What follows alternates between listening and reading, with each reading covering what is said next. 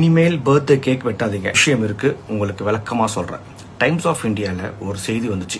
South இந்தியாவில், தென்னிந்தியாவில் இருக்கிற எல்லா ஃபேமஸ் பேக்கரி கடையிலையும் ஒரு 235 கேக் சாம்பிள் கலெக்ட் பண்ணாங்க.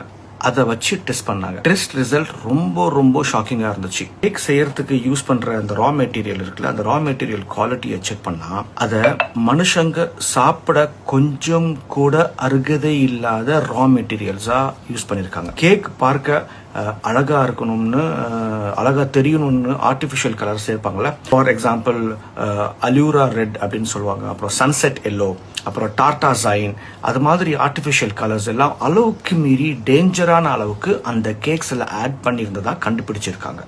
அது ரொம்ப டேஞ்சர். இந்த ஆர்டிஃபிஷியல் கலர்ஸ் எல்லாம் யூரோப்ல வந்து பேன் பண்ணியிருக்காங்க.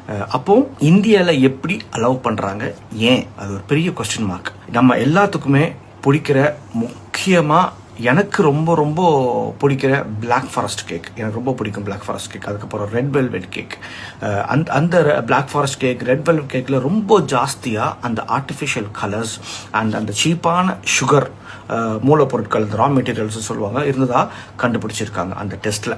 அதை ஆட் பண்ணா டேஸ்டும் கலரும் சூப்பரா இருக்குமா.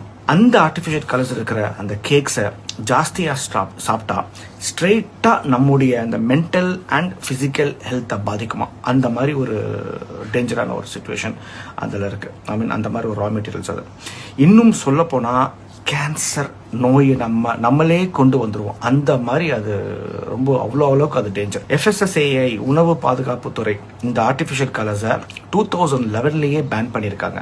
ஆனால் பேக்கரிஸ் அந்த ரூல்ஸை ஃபாலோ பண்றதில்ல அப்படின்னு சொல்லி கண்டுபிடிச்சிருக்காங்க. பிசினஸ்க்காக நிறைய சேல்ஸ் ஆகணுங்கிறதுக்காக ஆர்டிஃபிஷியல் கலர்ஸை இன்னமும் ஆட் பண்ணிக்கிட்டு இருக்காங்க.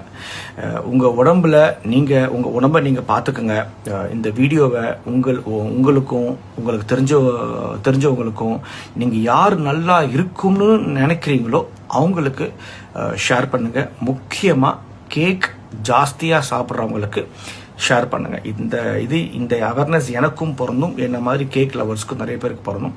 இந்த விஷயம் வந்து மோஸ்டா நான் வந்து இந்த மாதிரி டேஞ்சரான ஆர்டிஃபிஷியல் கலர்ஸை வந்து யூஸ் பண்றவங்களுக்கு தான் நான் சொல்லிக்கிட்டு இருக்கேன். ஸோ இப்போ நிறைய packers, home packers or professional packers brands வந்து அவங்க இதெல்லாம் பண்றது கிடையாது.